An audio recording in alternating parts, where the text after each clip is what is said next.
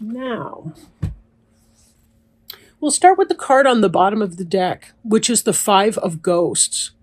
And the Five of Ghosts denotes the crying over spilled milk. In this case, it just looks like water, but it's a sense of disappointment. It's a kind of a sense of loss in some way.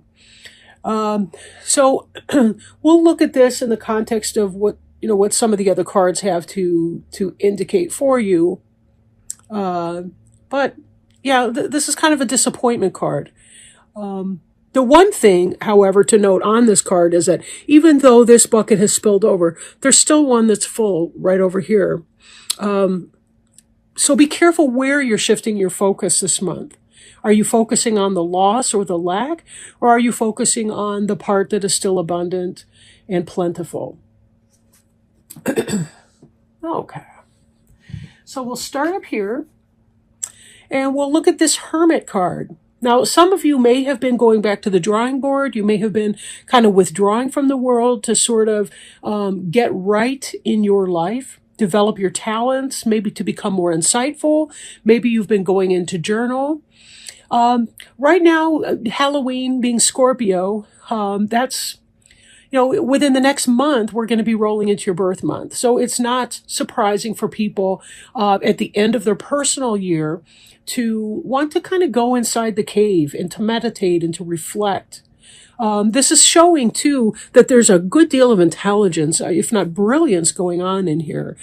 So there's a lot of really positive things that can come out of you withdrawing from the world a little bit. We've also seen some industry going on with you, too. So we see here a vegetable person, and this is the Four of Pumpkins, which indicates hard work. You're actually doing what needs to be done. For future harvests, it's planting time. You'll notice that he's throwing down some seeds. He's planting pumpkins in this patch, or she, whatever. This is the idea. You're planting the seeds of today.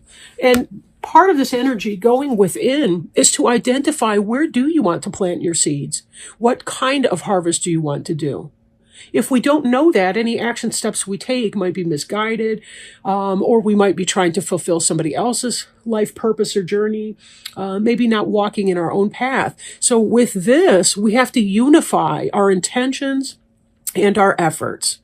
Right? It's for sure we can't be the hermit all the time, but we do have to go in sometimes so that we identify where we want to plant our seeds, because we only have finite time on this earth. So in order to do the things that are really meaningful for any one of us, we do have to sometimes withdraw and take time for reflection. But that's not slowing you down on planting the seeds that you do want to do, right?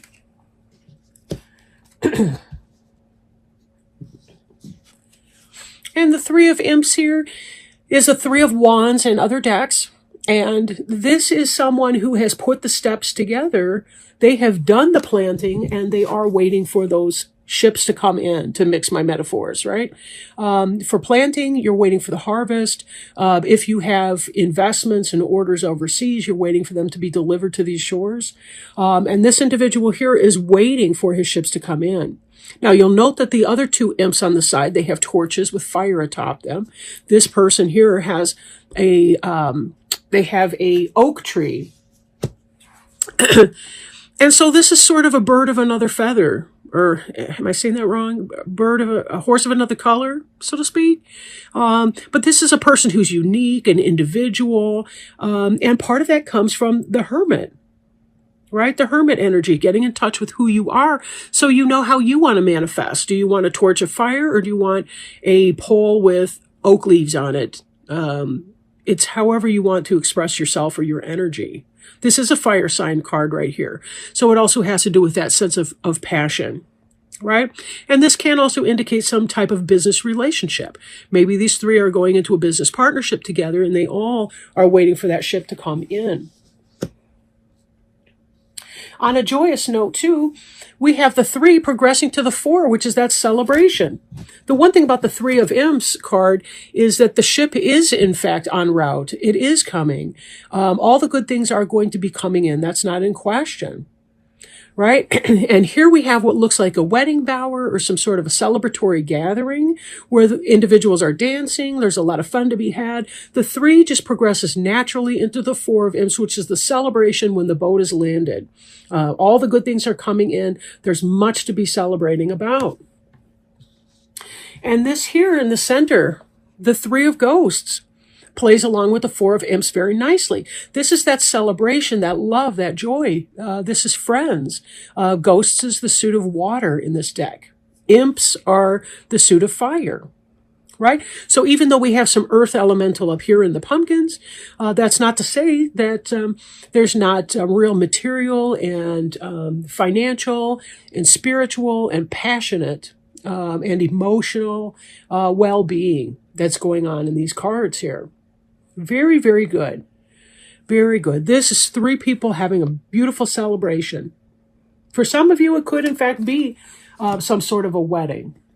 It kind of feels a little bit more like it's business at this point, but again, that doesn't necessarily mean for every last one of you that it wouldn't mean that. With this Ace of Imps here, this is about new beginnings in passion, feeling passionate about what you're doing. Feeling passionate about your business. You have all sorts of new options in here, right? Lots of new options. And this is about the beginning of that passion pursuit. It's something that gets your Kundalini energy rising. This is something that you feel really positive about, something that can get you moving forward. But you're a fire sign. You know what that means. With the 3 of Imps, the 4 of Imps, and now we have the Ace of Imps showing up here. There really, truly is a lot to be grateful for. Okay. Now, we're moving from the Hermit and Ace of Imps intellectual energy to the 2 of Bats, which is about difficulty making a decision. And in part because the individual sitting down here with arms folded has a blindfold across her eyes. Not really a good way to make decisions. You know, we kind of have to be able to see what's going on. Those bats look like they want to help her, but she may be shutting herself off to the help that could be coming. So be very careful that even as you're getting these big ideas in your life and you're wanting to identify a way to manifest them or to bring them out into the world, be careful that you're not cutting yourself off in your hermit status from receiving incoming, either from your spirit guides and helpers or from human individuals in your life that might be able to support you in implementing whatever these thoughts and ideas are. It seems like there's something that you want to do, but I wonder if you're psyching yourself out a little bit. Because the cards are really, really joyous over here. But I'm still feeling some kind of a lingering hesitation, reservation, something like that. We have the Queen of Imps right here, and she is in her element in you, Sagittarius. This probably is you, although certainly you may not be the only fire sign in your life. So this could be Sagittarius, it could be Leo, it could be Aries, individual, male or female. It's irrelevant whether it's a man or a woman. But in this,